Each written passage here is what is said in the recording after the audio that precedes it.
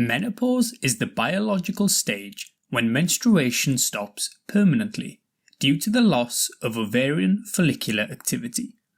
The traditional definition for this is the cessation of periods for 12 consecutive months with no other explanation. The average age at which it occurs in the Western world is 51 years, while this is slightly younger in Asian people at around 49 years. We know that from menarche, that is, the first menstrual period, that in general, females undergo an ovulatory cycle approximately every 28 days. This is divided into the follicular and luteal phases, the first being characterized by development of follicles in the ovary. At around day 14, a surge of follicle-stimulating hormone and luteinizing hormone leads to release of the egg from the dominant follicle, called ovulation.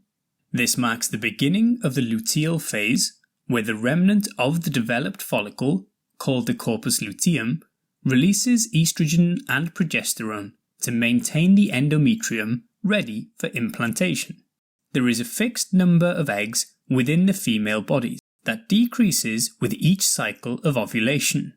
This supply is usually depleted in the mid-40s, resulting in less production of hormones, particularly estrogen, which ultimately leads to the development of the symptoms.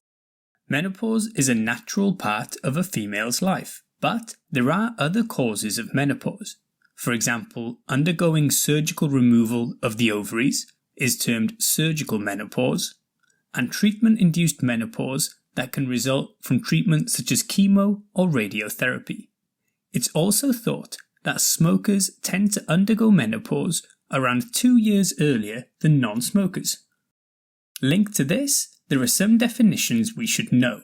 Premenopause is the phase of life before the menopause, and postmenopause is the phase of life after it. The transition from cyclical menstrual cycles to complete cessation isn't instant and may take several years. Perimenopause, also known as menopausal transition or climacteric, is the phase from the onset of this change in typical menstruation and lasts until 12 months after the last period. Menopause before the age of 45 is considered early, while before the age of 40 is premature. This is linked to premature ovarian insufficiency, which is the hypoestrogenic status and resulting syndrome due to a decline in ovarian function before the age of 40. The range of symptoms attributable to menopause is enormous, and on average, symptoms last around 7 years. Vasomotor symptoms are the most commonly encountered, such as hot flushes and night sweats. The exact reason why is not certain, but alterations in the thermoregulatory zones and potentially the effect of increased follicle-stimulating hormone increasing temperature may be the explanation. 70 to 80% will experience vasomotor symptoms. Genitourinary syndrome of the menopause is a relatively new term that includes the genital symptoms of the menopause, such as vaginal dryness and itching, the sexual symptoms, such as discomfort during intercourse, called dyspareunia, and urinary symptoms, like dysuria, recurrent urinary infections, and urinary urgency. Vulvovaginal atrophy and atrophic vaginitis were terms previously used. Mood changes are also common, including low mood and withdrawing from social interaction. Linked to this, there can also be anxiety, and memory disturbance, sometimes called brain fog, is also possible. Headaches, muscle aches, insomnia, hair loss, low energy levels, and low libido are also common findings. Osteoporosis is more common after the menopause, as bone density declines by around 12%, and as a result, there can be an increased risk of fractures. Cardiovascular risk also increases, partly due to the loss of the protective effects of estrogen, and changes such as increased fat mass and alterations in lipid profile, as well as insulin resistance. The diagnosis of menopause is clinical. meaning there is no specific test that is required. In general, it is made in retrospect following 12 consecutive months of amenorrhea in a female of an appropriate age, most commonly considered above 45 years. There are, however, some tests to keep in mind. A pregnancy test, especially in younger females, and although rare, pregnancy in those females around the age of menopause is not unheard of. In those under the age of 40, blood tests including follicle-stimulating hormone is recommended as a persistently elevated level could be consistent with menopause. It's not recommended in those above 45, as there is likely to be variability throughout the cycle in perimenopause.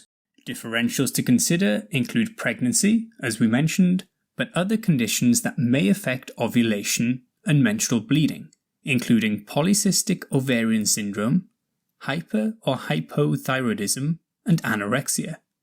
Hot flushes may also be caused by other conditions like carcinoid syndrome and medication like tamoxifen. The aim of treatment with menopause is to relieve symptoms that are impacting the day-to-day functioning, and in cases of those with premature menopause, to prevent complications. The options include non-pharmacological measures, lifestyle changes like exercise and weight loss, if overweight, have been shown to improve hot flushes, and are also known to have a beneficial effect on cardiovascular risk. Smoking cessation is also recommended, as smokers also tend to suffer more from vasomotor symptoms. Avoiding certain environments like hot places, alcohol, and caffeine can also help reduce hot flushes. Pelvic floor exercises have been shown to be useful in reducing occurrences of urinary urgency, and cognitive behavioral therapy can be helpful for vasomotor symptoms and mood disorders. Hormone replacement therapy involves replacing the lost hormones, which is usually the addition of estrogen. But if a uterus is still present, then progesterone needs to be added to reduce the risk of endometrial hyperplasia and cancer. Use of estrogen is thought to reduce hot flushes by around 90%. Oral preparations are available. They can be either a continuous regimen, where the tablets are taken daily, which is preferred in those who have had amenorrhea for 12 months. Or it can be sequential, where estrogen is taken daily and progesterone is taken for 10 to 14 days in a month to more closely resemble physiological cycles, and this may help regulate the bleeding pattern, more typically preferred in perimenopausal females. Transdermal patches, gels, and spray preparations also exist, which may have a lower risk of venous thromboembolism than oral preparations. Vaginal estrogen preparations are first line in countering the symptoms of genitourinary symptoms of the menopause, and do not generally need progestin as well. At present, there is no specific cut-off age to come off hormone replacement therapy, and this decision is taken on a case-by-case basis, but in general the lowest dose for the shortest possible time. There is an increased risk of venous thromboembolism and stroke on hormone replacement therapy, and a small increase in breast cancer when using estrogen and progesterone. Some sources state that there are no absolute contraindications, and each case should have the risk and benefit weighed up, while others state hormone replacement therapy is contraindicated in those with a history of breast cancer, venous thromboembolism or arterial thromboembolism, or liver disease. Non-hormonal options can include selective serotonin reuptake inhibitors, serotonin noradrenaline reuptake inhibitors, paroxetine and venlafaxine being examples, and gabapentin is another option, although these are not generally as effective in dealing with hot flushes as hormonal therapy.